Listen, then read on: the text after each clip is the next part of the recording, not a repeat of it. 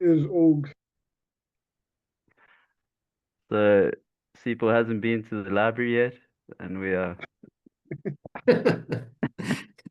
We've decided not to mention on this recording that Sipo is averse to the library and hasn't brought his reading today. Og. Ah, So where are we here? I think we at chapter 11. I'm pretty sure. Um, at the first line is like we are ending with the subject of wealth getting, or enough has been. Right, okay. Yeah, And there are warnings against charging interest here, which is interesting, and against using money to make money. Money is supposed to be a means of exchange, and it's supposed to enable people to do real jobs, not become money lenders, which is not a real job and doesn't do anybody any good. It's just sure. say that again, just to make sure we know here. Capitalism. Yep, there we go. Okay, I chapter wonder how 11. you'd feel about Og. Sorry, sorry. I'm About just what? wondering how he. I'm wondering how he'd feel about people who are either too frail or too old to work, and this is like one of the only available means they have to make money. Being a money lender. Yeah, if it's like the only available means, Well, I like mean, if they're too old to work, they're too old to work. I mean, is that really what we want them doing, becoming money lenders? Uh, Taking care of the aged is a big part of society, and we'll see if he talks about that explicitly at all. But it may have a lot to do with households and household management. mhm, Not so sure that that an 89-year-old who's too old to work is really equipped to be lending money and making sure people pay it back. fair enough. I mean, there's also the advantage of having a lifetime of association. If you can't go get it, you can pay somebody to go get it. Like, If you can pay somebody to go get it, maybe you can pay somebody to do some real work. maybe.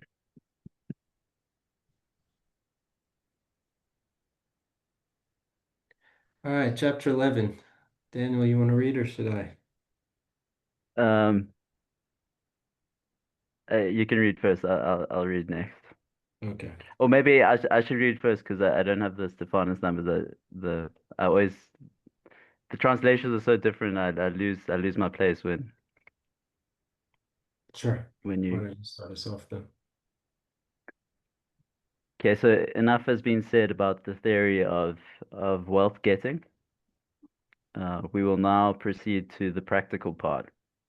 The discussion of such matters is not unworthy of philosophy, but to be engaged in them practically is illiberal and irksome.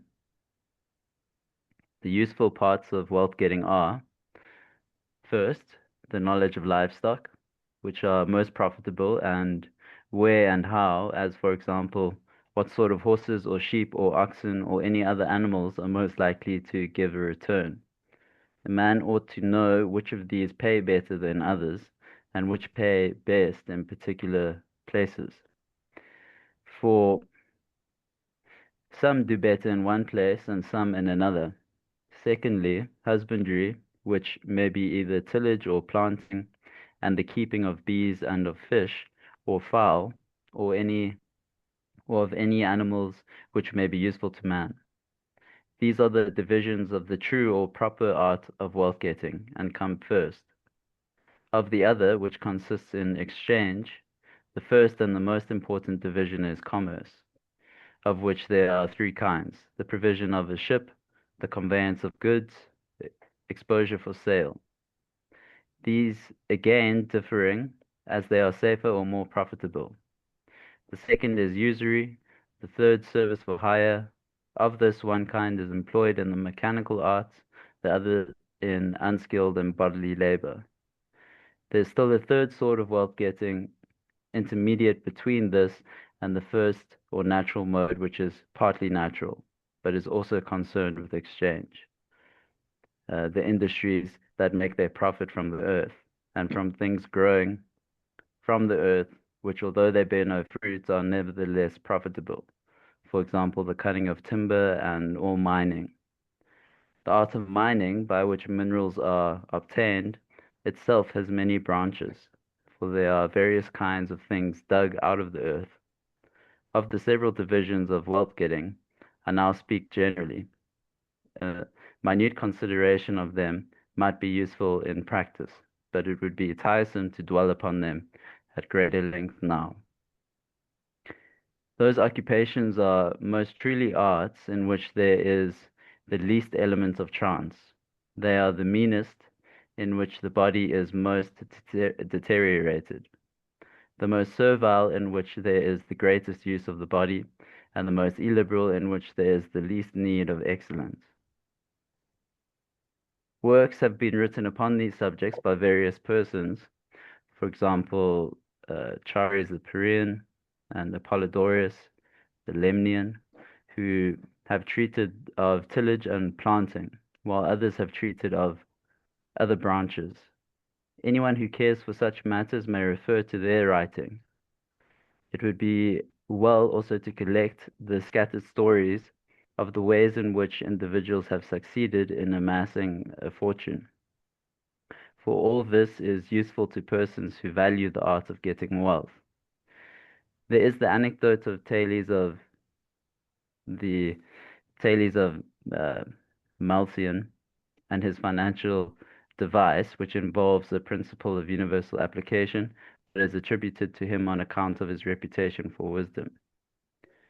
He was, yeah, we read this last week at the end. I don't think so. We may have talked about Thales. Did we Okay. read this?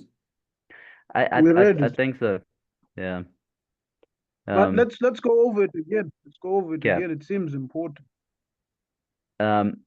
But is attributed to him on account of his reputation for wisdom. He was reproached for his poverty, which was supposed to show that philosophy was of no use.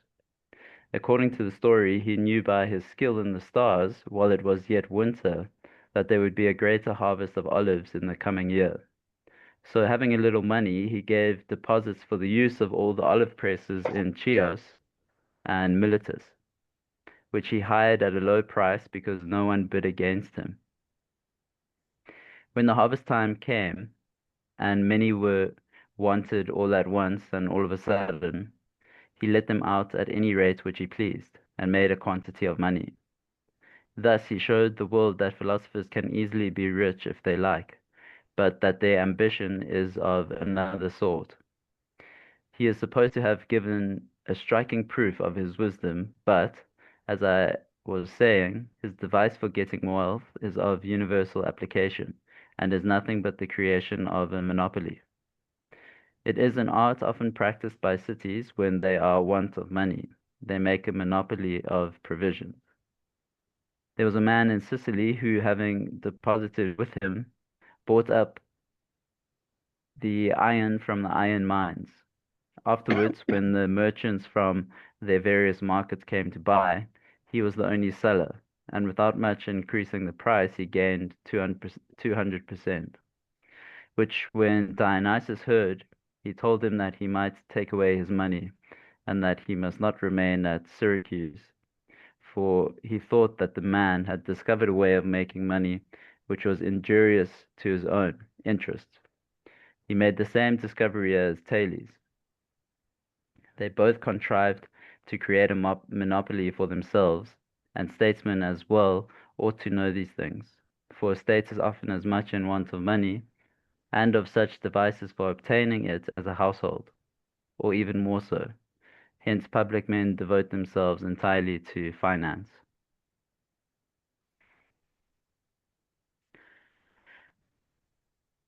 Yeah, I think you're right. We may have read that. I remember this last part, which I wouldn't have known from somewhere else. I think the translations are quite different. Um, Mm. um, Started, it started coming back once one started dividing the types of ways to make money. Uh, yeah, yeah, same. At the beginning there. He's, this the beginning part before he gets to the discussion of Thales is I mean it's all interesting, but it's just interesting. He's distinguishing the different types of acquisition here. Um, Mhm. I'm not entirely sure why he's mentioning all this. It seems, I mean, he even says it's kind of tangential to what we're doing here. it's all the practical, the mm,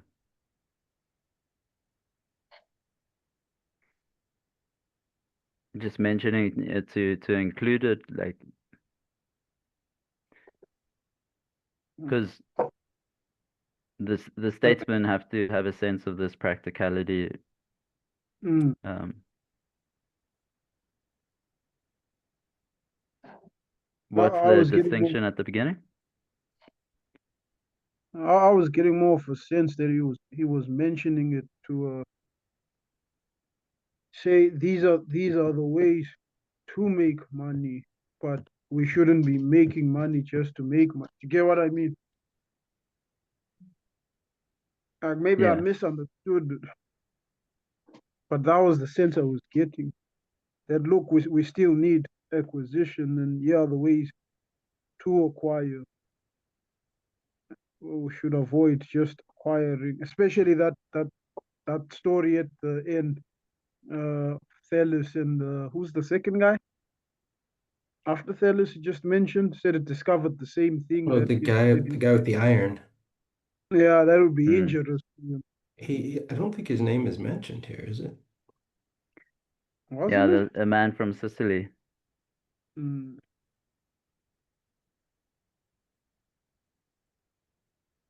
Sounds like the beginning of a spy or mob movie. Mhm. Man from Sicily. Yeah, I think that reminder is good, Sipo. The whole discussion here is framed by the fact that acquisition is limited by household management. Right? That's how we got to acquisition. The limit of acquisition is set by what's needed for the household. And we can see that by his descriptions here of beekeeping and raising fish and buying cattle. These are all things that you need if you have a big, a household for them was like a little family farm. Mm. So you got to acquire the things that are going to allow you to run your household.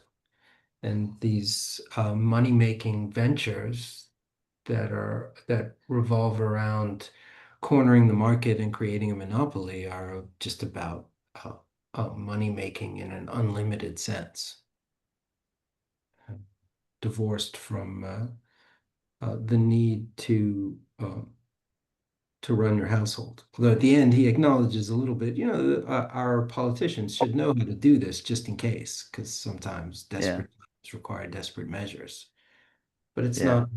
it's not really a craft here. Uh, There's the this paragraph in the middle, and you said you don't have the Becker pagination, Daniel, so I'm not sure how to refer to it, but it's right in the middle of chapter 11. He says, yeah, a general account has now been given of each of these things after he's gone through the types of acquisition. A detailed and exact discussion would be useful in undertaking the works themselves, but to spend much time on such things is crude. And then he says, the most artful of these works are those which involve chance the least. The most vulgar, those in which the body is most damaged, the most slavish, those in which the body is most used, the most ignoble those which are least in need of virtue.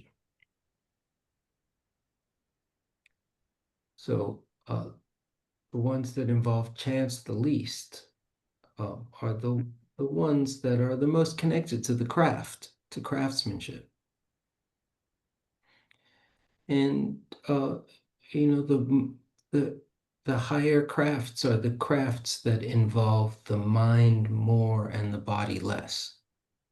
All crafts involve the mind. The ones that are most, or the occupations even that are most reliant on the body and less reliant on the mind are, how does he say, more vulgar and more slavish. Mm. And then there's some that are the, that don't need virtue. That's interesting. Like I guess that's probably the moneylender, the usurer, doesn't need virtue, and in not needing virtue, he is able to engage in his pursuit in a way that has no respect for a limit, because the virtue is going to limit the thing. Mm. But we've talked more in more detail about all this stuff before already. Mm. This that I think it's the same paragraph that caught my attention, although I think it's divided up differently in this translation. I'm really not enjoying this translation. I need to find another one. Um, but the arts in which there's the least elements of chance, those are the ones that are meanest on the body, or in which the body is the most deteriorated. Mm. Um, so then how's the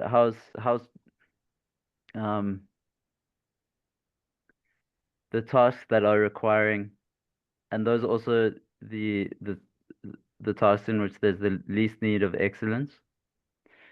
Um, is usury, because usury dependent on chance? Is that Well, yeah, chance, that's a great question, actually. Chance and necessity are very interesting concepts. So think about the Thales example for a second here.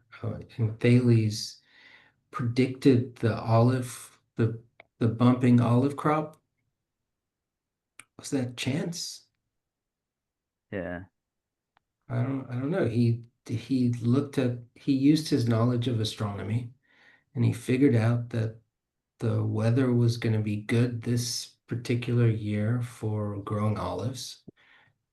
And so he recognized that there would be a great olive crop.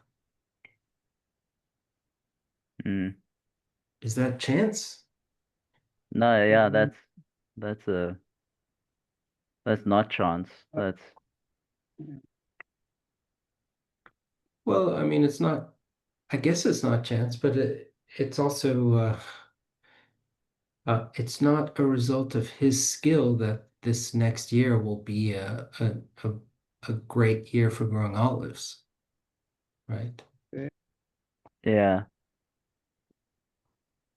So, But if he didn't have, just thinking, if he didn't have the skill to understand it, right, he had the skill to understand that this thing would occur, but he didn't bring it about. mm, Yeah.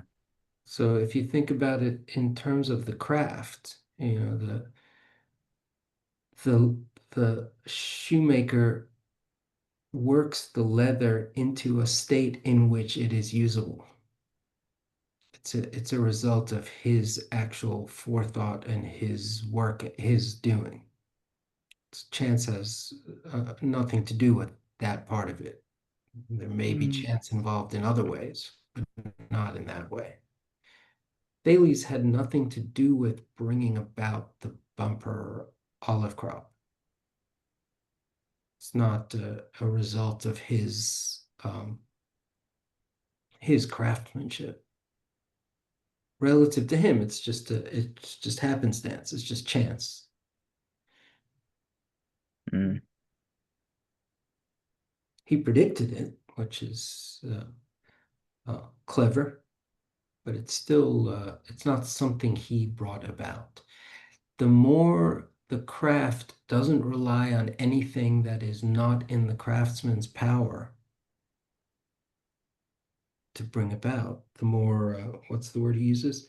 The more artful the more crafty that craft is. Artful and art and craft are this. I don't know what word artful Yeah, translates here, but it's probably something. It's probably got the word techne in it. this is a this is a great distinction. The the the more the more the art involves something that is not within the artist's power, the least or the less artful it is. Is that the Yeah, okay? that's the idea. Yeah.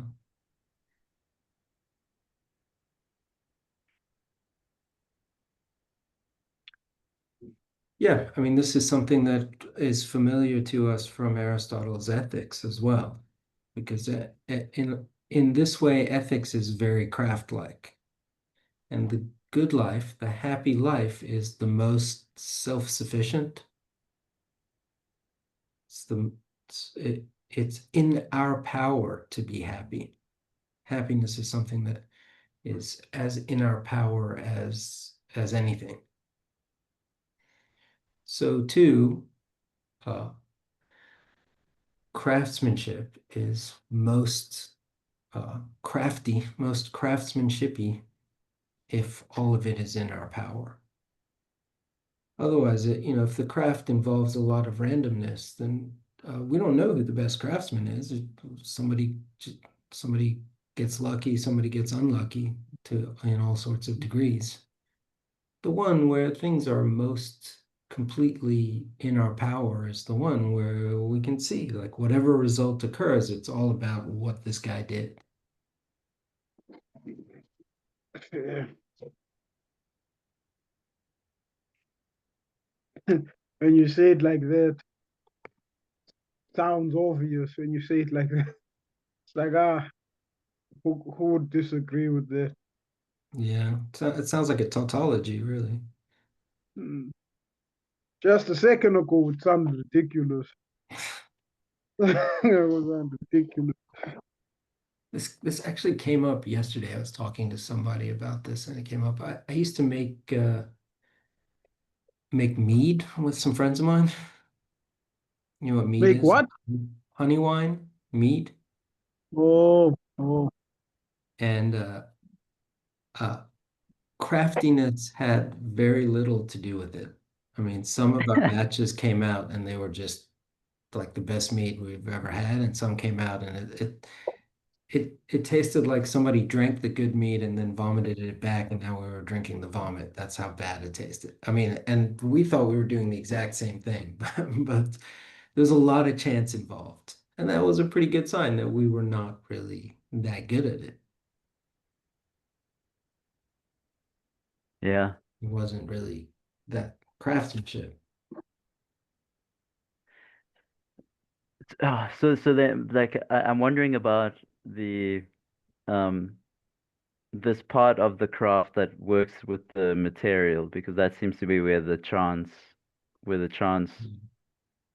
comes in. So then the what's what's the material of the craft that is the most craft-like? Like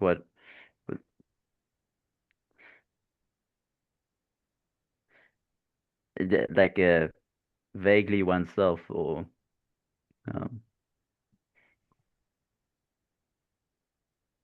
Yeah, the craft that has the least need of material and the craft that is closest to the form and furthest from the material would be the most craft-like.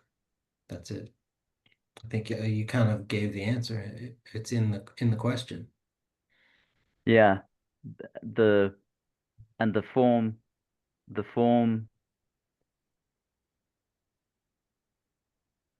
form would be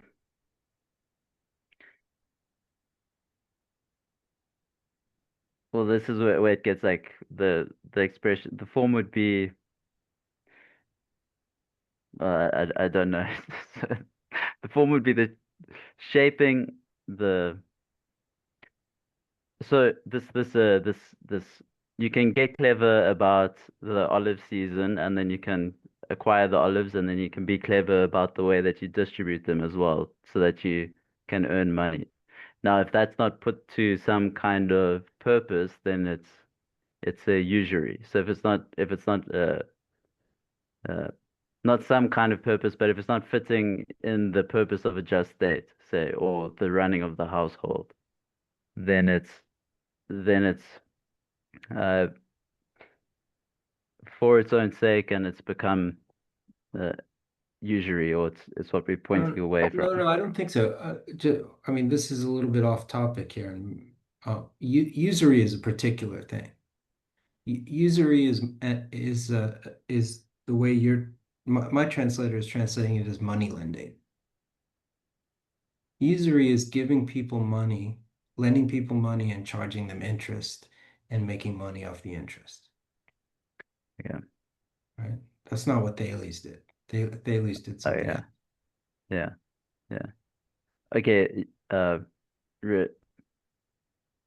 well, selling and also like restricting the flow, inflating the price, um, making money just for the sake of making money, I think is what I was intending to say with usury. Yeah. Um, Yeah, I think so. And Dionysus's complaint, I think, is really relevant to your complaint. The problem with this guy who bought all the iron and sold it for extra money, cornered the market, is that he wasn't contributing to the state. mm, So, what does it mean for a craft to to belong to the state?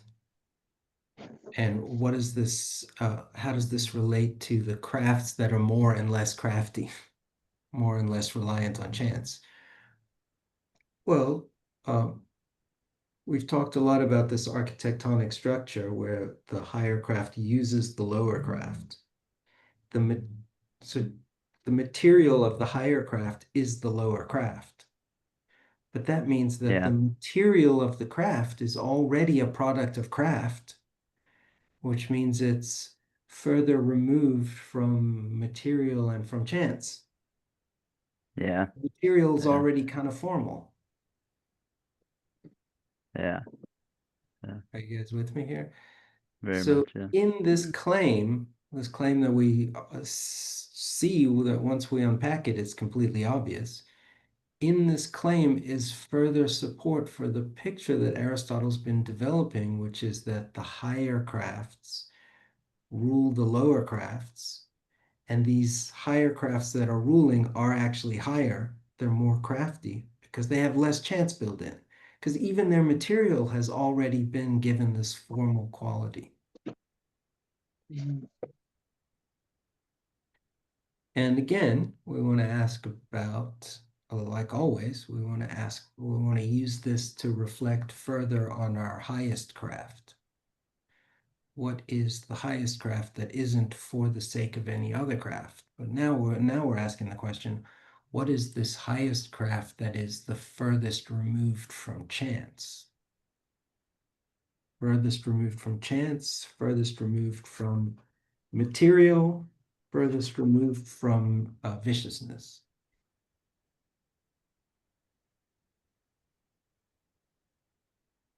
So, so does that also imply it's the most virtuous craft? Yeah, potentially, if we do it well.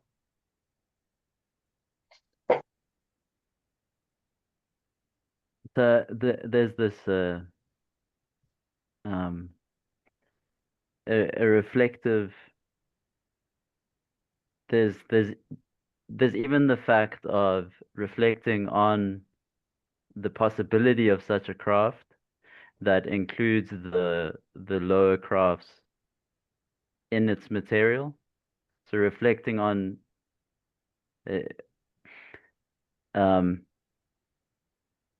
and that reflection is considering the way that those crafts come together, how they relate to one another, and then also how they nest to make possible the craft that um, we're considering now the highest craft. So I'm trying to give it content, like and the first thing that came to mind was the fact of reflecting on the existence of. It seems significant that there's an activity that has a view on the other activities that make it possible. Um, but Yeah, there's something, make it concrete. Fill it in with an example. And Aristotle's examples are well chosen to illustrate these points. the so the household manager, the craft of managing the household, the I um, was, I would suggest using an easier one. yeah, The horse rider yes, or the sailor, the ship captain.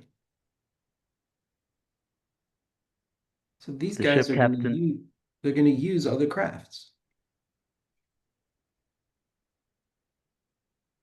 yeah, they're going to use other crafts according to their what their function is, and they're pursuing that function. So, like a ship captain, well, captaining the ship and maybe delivering goods or invading another nation or Oh, um, hold on. Now you're going the wrong way here. Now you're going up.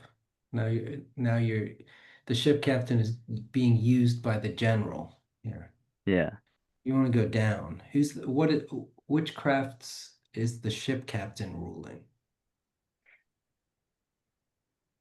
the Is the shipbuilding. navigator of the ship, all all the guys doing the work in the ship.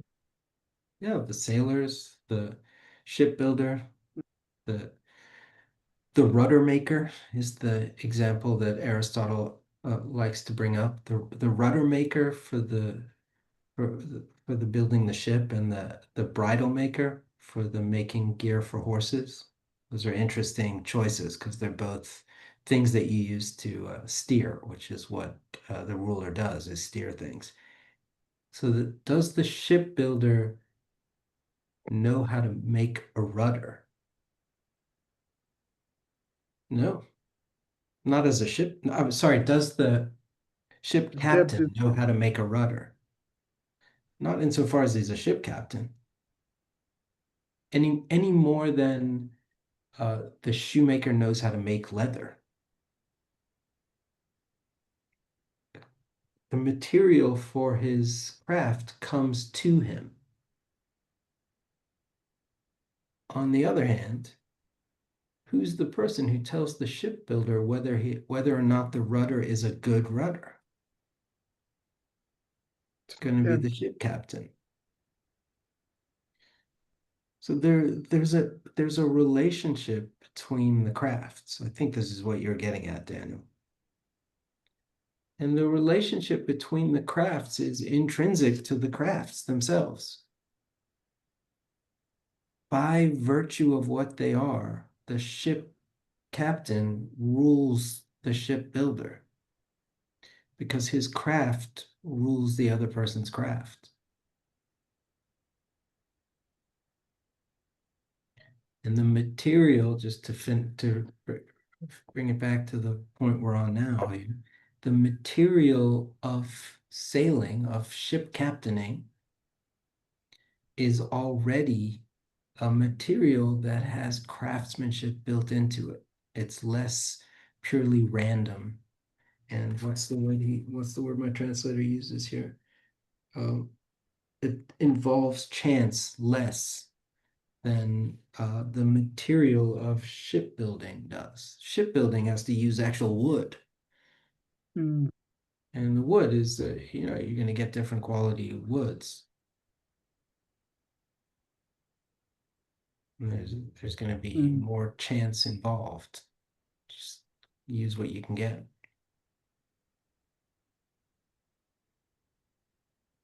mm,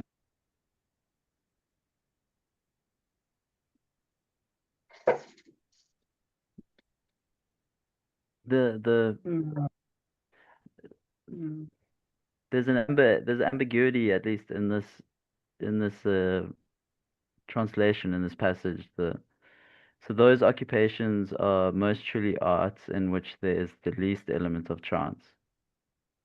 And then it says they are the meanest in which the body is most deteriorated. So that's we're getting a sense of the most crafty craft, but then the it's also the sense that like the meanest crafts, um, what Yeah, we're these are speaking of, different. I think they're different categories. So, firstly, there's the most artful, and that's the one that least involves chance. Secondly, there's the most vulgar, or what does your translation have? The meanest. the meanest. And the Yeah, meanest is the one in which the body is the most damaged. yeah, Then there's yeah, the most slavish, that's a third category, and that's the one yeah. where the body is used the most. Yeah. And then there's the most ignoble or most Oh, vicious. okay, I see. what? Yeah, Sorry, this what's the difference between the second and the third one? The second one destroys the body the most, and the third one just uses the body the most. Might not Mm, destroy it. Might get yeah, you might yeah. get healthy, building a house and carrying bricks around. yeah. It's the I think it's translation. Then it implies that um he's further describing the the the art which involves the least chance, um Well, as being The Greek is probably even more ambiguous. You have to kind of interpret it just to make a translation.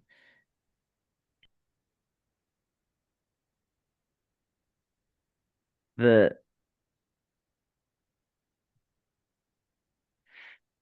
'cause the other word that is in this kind of area is necessity, um which it seemed to it might be both there at the bottom and at the top, or like so steering a ship. Um, there's a certain way in which there's a certain well functioning of a ship and it's being able to steer itself that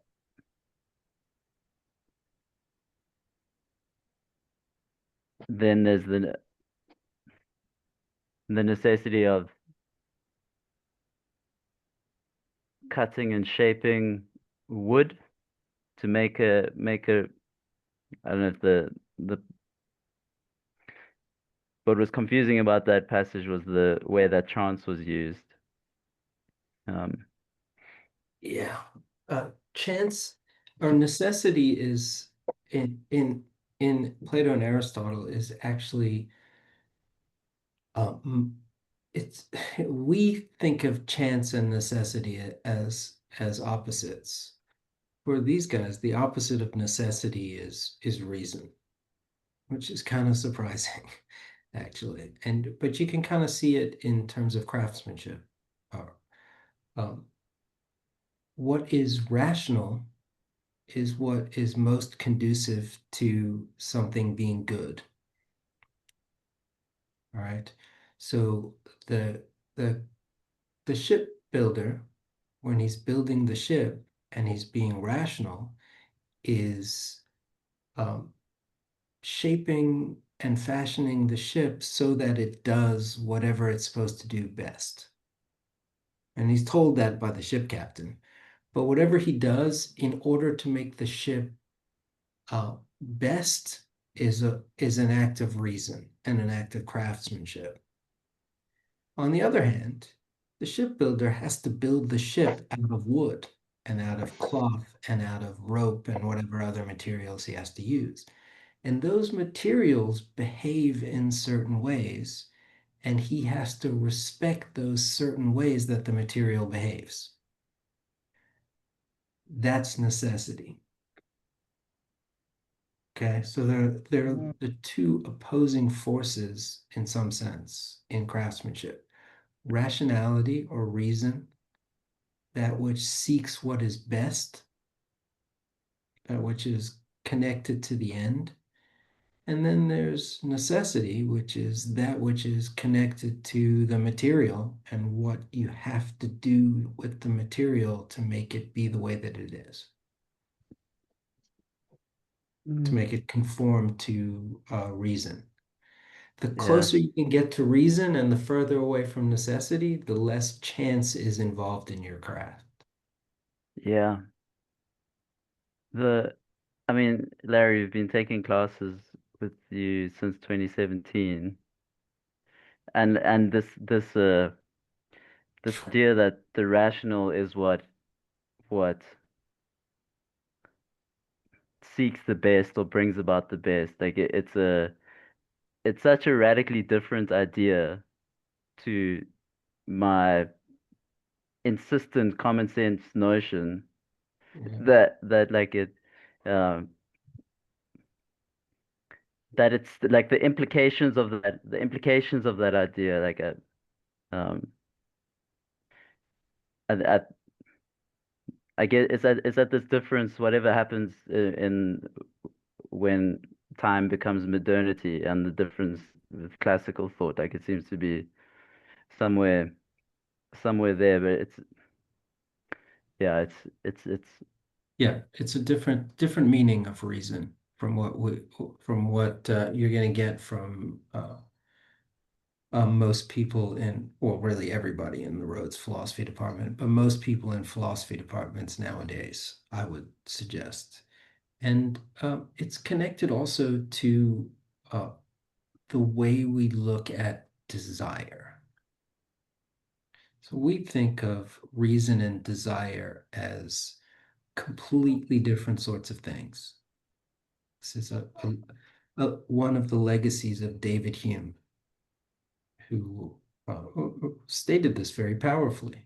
Reason never impels us towards anything. Desires impel us towards things, and reason is this dry,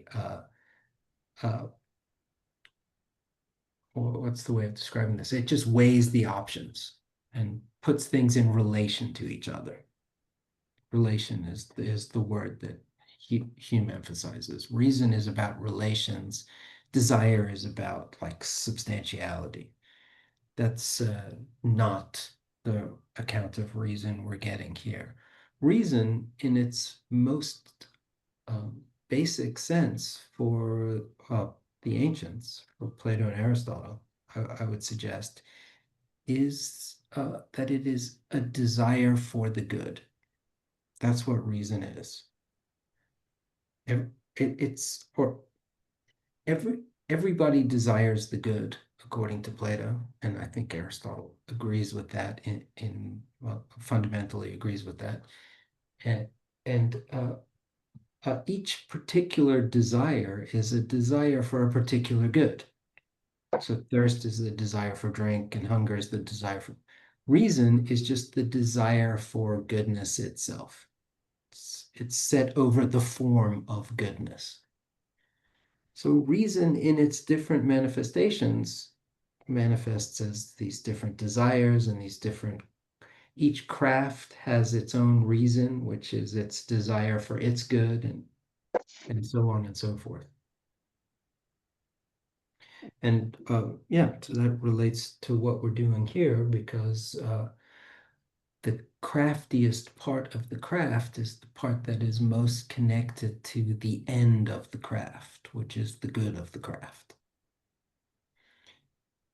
And the stuff that we do because it's necessary is connected to the more contingent chance-like part of the craft, to the material. Mhm. That's a minority view, in academia at least. But as you may have gathered from my tone earlier before we started recording, I don't consider that to be a bad thing, that it's a minority view in academia nowadays. Yeah. On the contrary. This the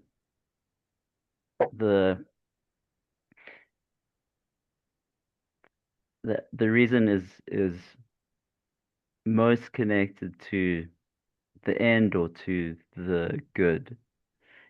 And then this is in the context of the the politics. So we've had this same um, consideration of the statesman or the ruler. And the model then is that the ruler in some way knows the end or the good of the state.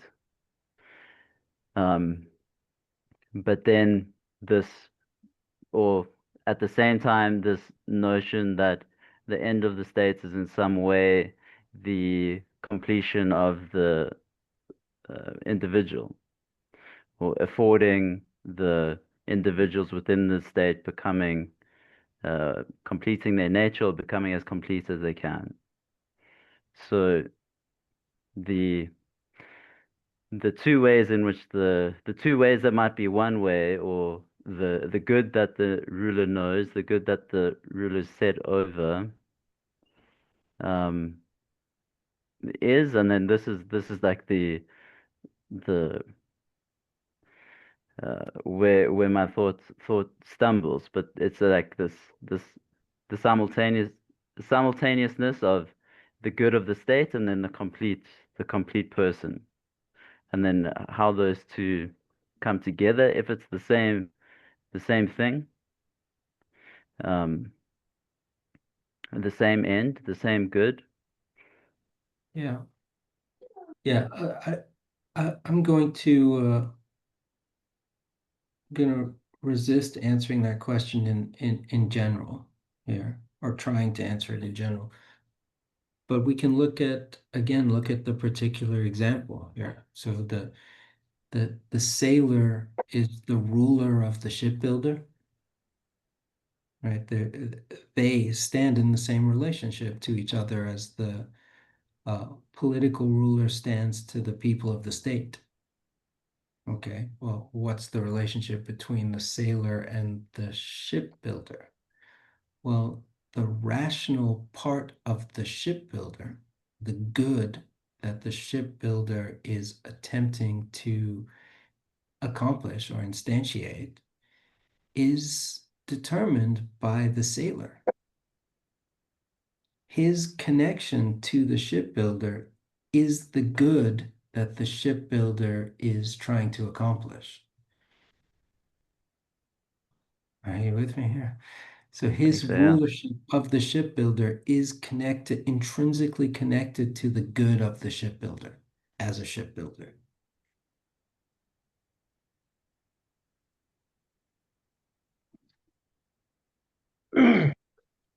So essentially, if the shipbuilder doesn't do his job well, and the ship captain can't do his job well, because there's no ship to captain. Am I understanding you correct? Um, that's true, but I was actually saying the opposite. That All right. the shipbuilder can't do his job well unless the ship captain does his job well. Ah, Okay. They're both true. One is true in a material sense. You can't captain a ship if there's no ship. That's the one you're talking about. The other one is true in a formal sense. The shipbuilder is just gonna he's just gonna bang planks together unless he knows what it is that he's trying to accomplish, like what a good ship should look like. Otherwise, he's just guessing. and he's doing something, but not doing anything worthwhile. So he needs the ship captain as much as the ship captain needs him, or I don't know about as much as in maybe more, but in a different way. They both need each other.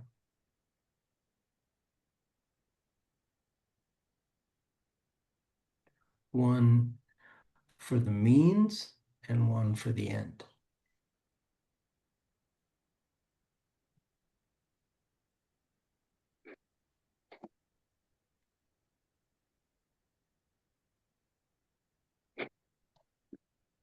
There's distinctions. To think all of these things are in our faces every day, and like more, more we talk about them, like yeah, that's actually how it is. Um, every time, man, sorry, man, I'm falling off track. Every time my mind is blown by how like this is in our everyday life, and we can just miss it. That it's just in the things we do every day. That is actually, as you put it, crafts that are made up of other crafts. I hardly ever think about that, but it's just there in our daily lives. Now I'm going to be thinking about it all the time.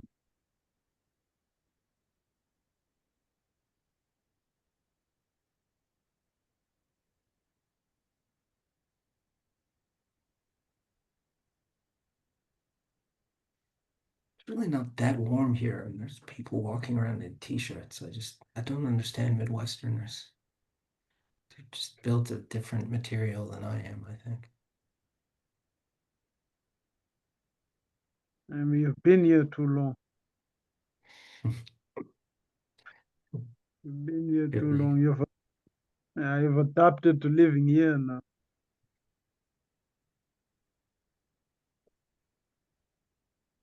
All right, should we do chapter 12 here?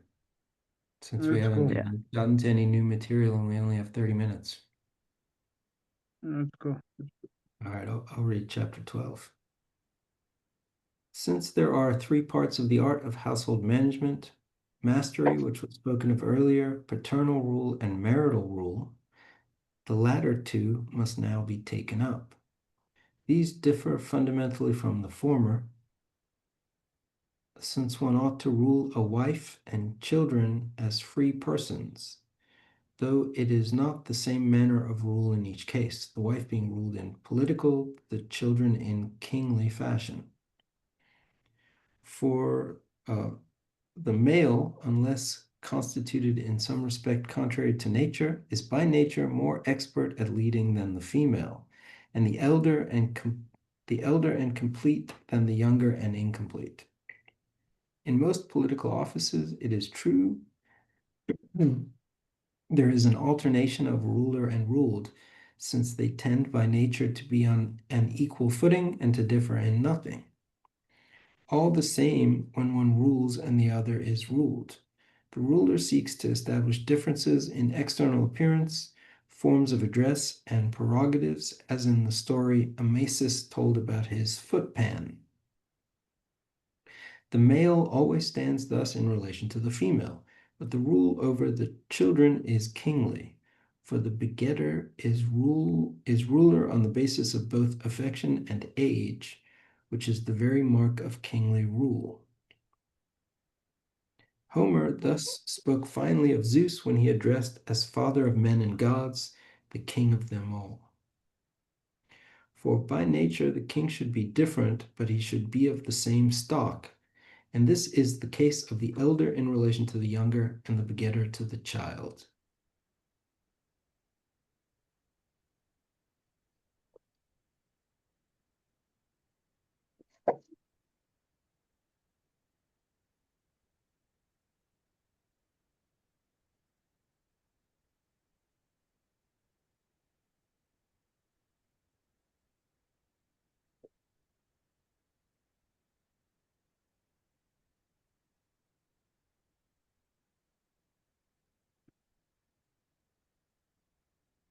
Yes, that piece at the end there, for king is the natural superior of his subjects, but he should be of the same kin or kind with them. As such is the relation of elder and younger. Um, so is that implies they could be a different kind? Is that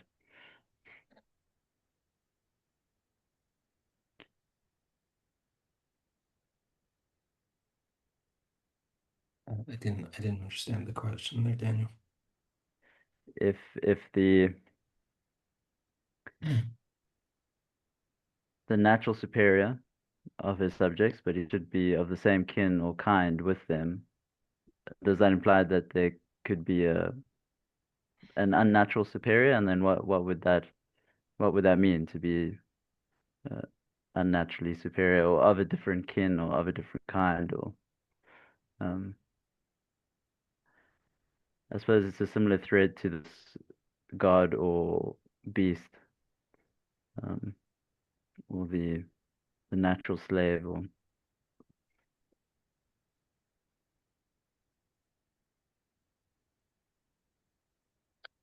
Don't know what a ruler who's a completely different type of creature would be.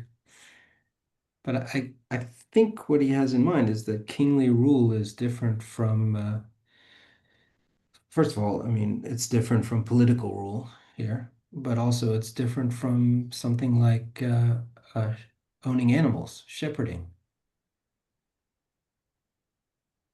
It's not it's not the same as something like ruling over sheep. They're human beings. They're the same sort of thing yeah. as you.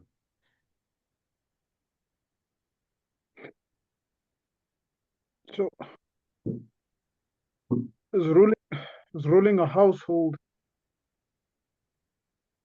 ruling over a household requires both kingly rule and political rule. Okay. But ruling a village only requires kingly rule. Well, hold on, let's stick with the household here. What does it mean to say that the household involves?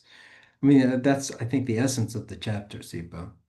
But now we Mm, gotta see what we're learning about political rule and what we're learning about kingly rule, and maybe what we're learning about the household here. mm.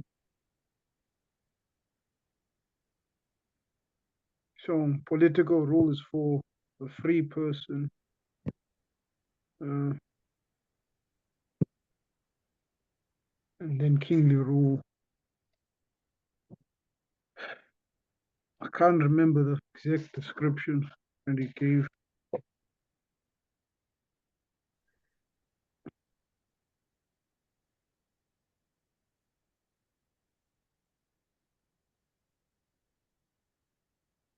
In most political offices, it is true there is an alternation of ruler and ruled, since they tend by their nature to be on equal footing and to differ in nothing. Mm.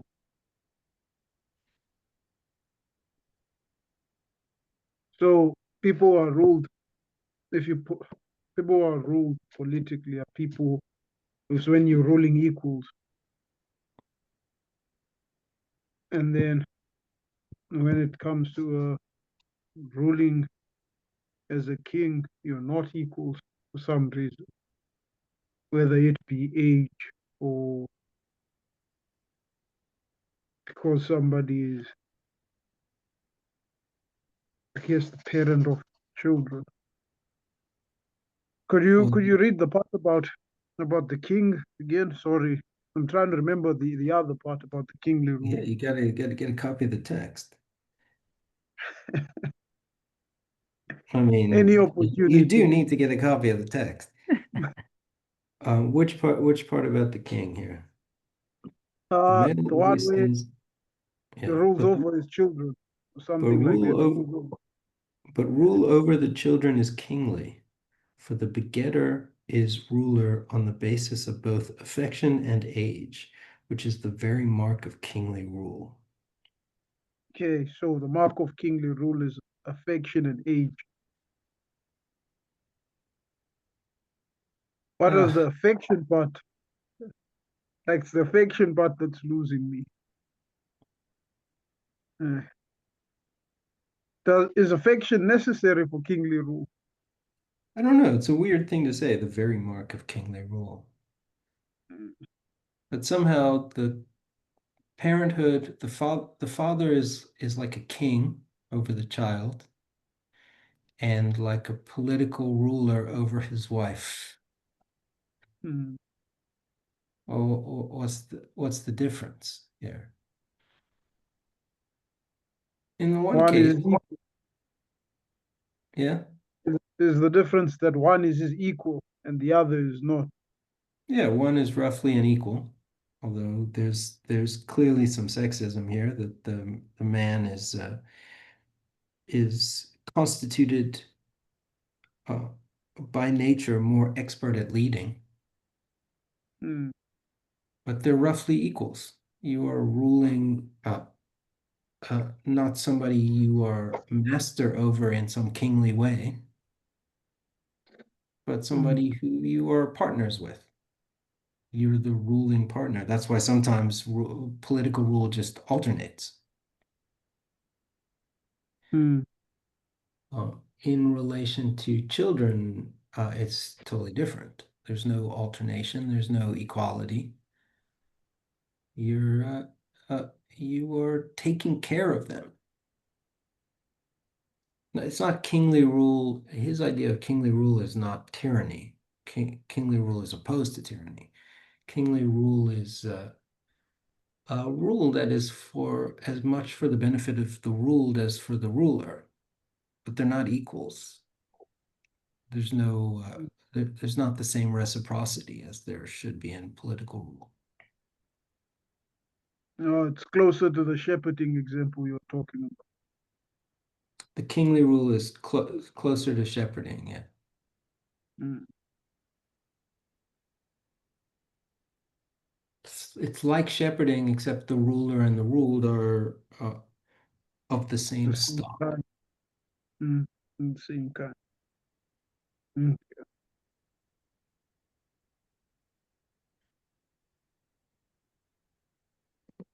Good stuff.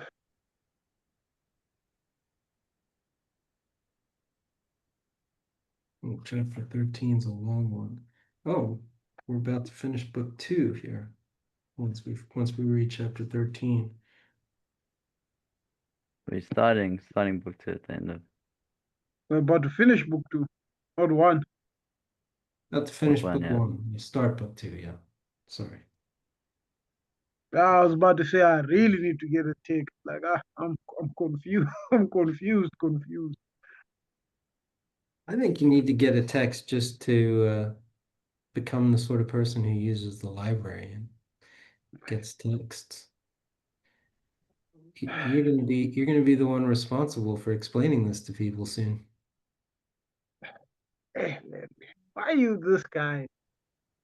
Why you this guy? Don't need to stress me more than I'm stressed. Don't need to remind me. Are you Uh, stressed? Stressed about the impending kingly rule that you're gonna have? uh, responsibility is generally something that stresses me. Yeah. It's generally something that I've tried my whole life to avoid it, but it seems to chase me down at every corner. At Gets every harder and corner. harder to avoid, yeah. Yeah. The more I avoid it, the more it chases me down. I'm just conceding now. Well, you're making a big jump into responsibility, man.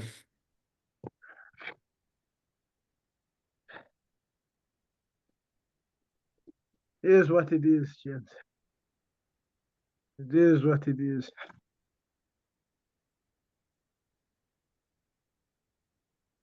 Yeah, I know Kingly rule. people you Man. when I was there in your place, you impressed me with your responsibility over the household. It was very cool to be there. I don't think you have anything to worry about. What are you talking about, bro? I was just riding the wave at that point. I was just riding the wave. I don't know what else to do. Too much was happening. Yeah. That's what people do, man.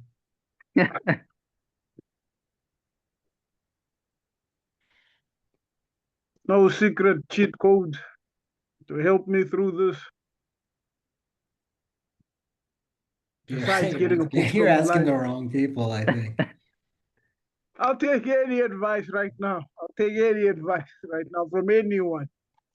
Well, I mean, you got a good partner. That's a good start. Mm. How's Only I how's she think could say Larry, the how's same. how's she doing, by the way? How's she feeling? No, she's doing all right. She's doing great. Over the worst. Uh, over the worst of it. She's doing great. I think she's listening to music now and singing and marking. Listening to music and marking. I should be marking, but yeah, bruh. It's the last batch of marking I have to do now. And it's like, yeah, it's like, yeah, not my favorite thing to do, but it has to be done. I played myself by taking like 4 TUT groups. Uh, the work just never ends. It just never ends. Yeah. Yeah. The Rhodes doesn't have money to pay tutors fairly either. So I took 4 TUT groups. I needed the money. I needed the money. So, is there any what uh, is there going to be any opportunity for you to teach a class yourself? Have you spoken to anybody about that yet? Besides there's like in IZ how there's a section and then maybe like a week somebody spends a week or two teaching that section. That's I think that's about it. But that's only I only get to step in if they aren't tutors to teach because I'm I because see. I'm just assisting. But that wouldn't you wouldn't be paid for teaching a class doing that. No, no, it's part of No, no, part of my fund I sort of meant as a way of getting paid fairly. paid. Yeah. I wish, but no, there are no opportunities I know of like that. And I wish there was. Like it's I generally enjoy the interacting part with even in tutorial groups. I enjoy the interacting part with students, but I don't enjoy the part after. It's like, bro, what am I doing? Like, what am I doing here? Yeah, nobody likes. I don't think anybody likes that part. At least I've never met anybody who is willing to Like so, say that they like it. uh, Maybe they do then secret. another depressing feature about that part is you get to get uh you get to find out how the part you liked actually went.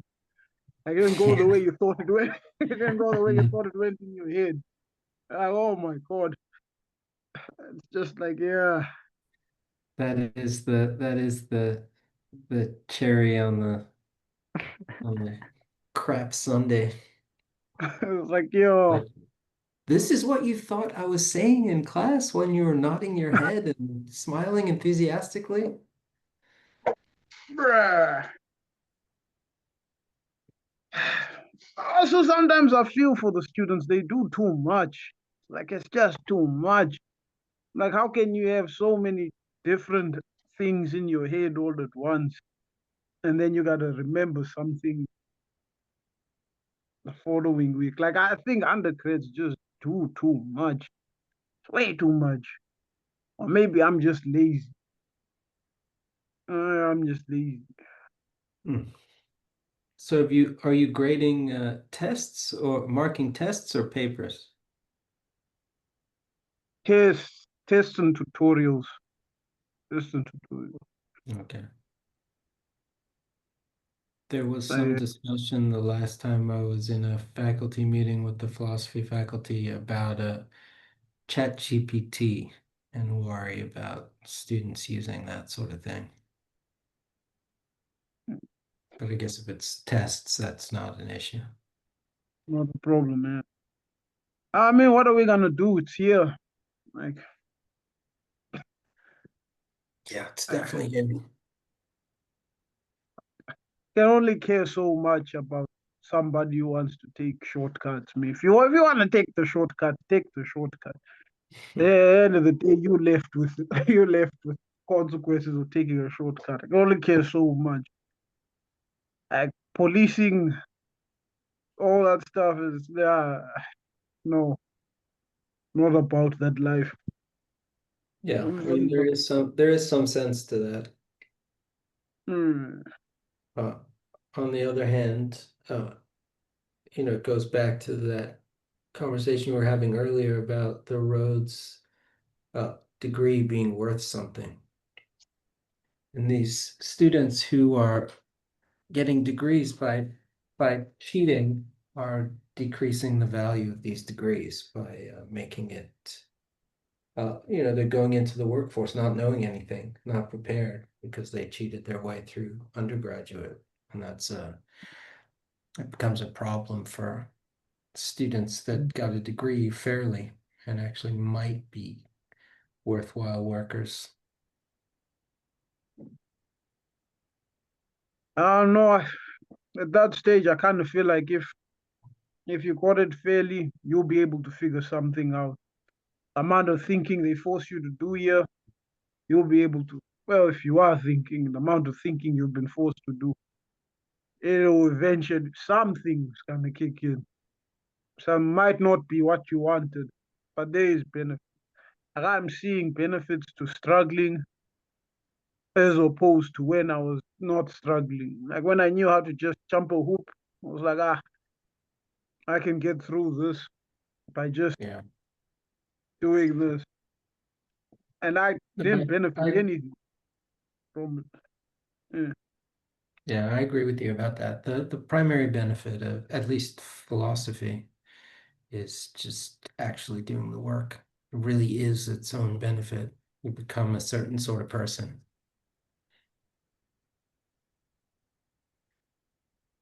Sucks when you're doing the work though. Won't lie. It sucks when you're doing the work.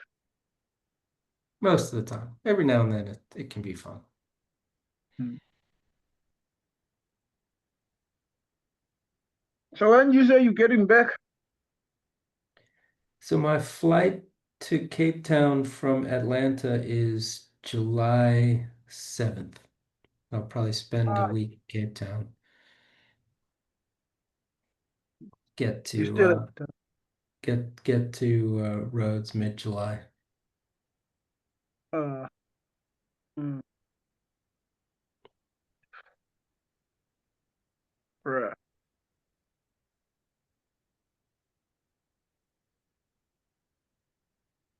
Well, all right, fellas, maybe this is a good stopping place here, since we're at the Yeah. Yeah. beginning of a chapter. So we can plan on finishing book one next week. Are we on for next week? Let me check my calendar. Yeah, I'm open same time. Uh, I'll confirm with you guys this weekend, but I should be open.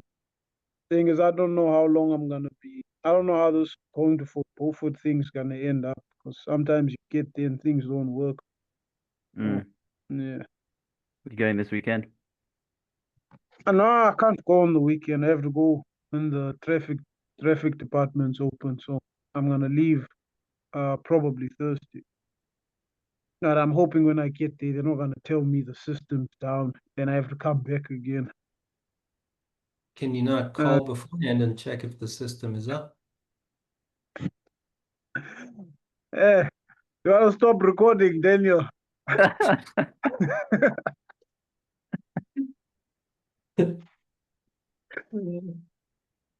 Jeez.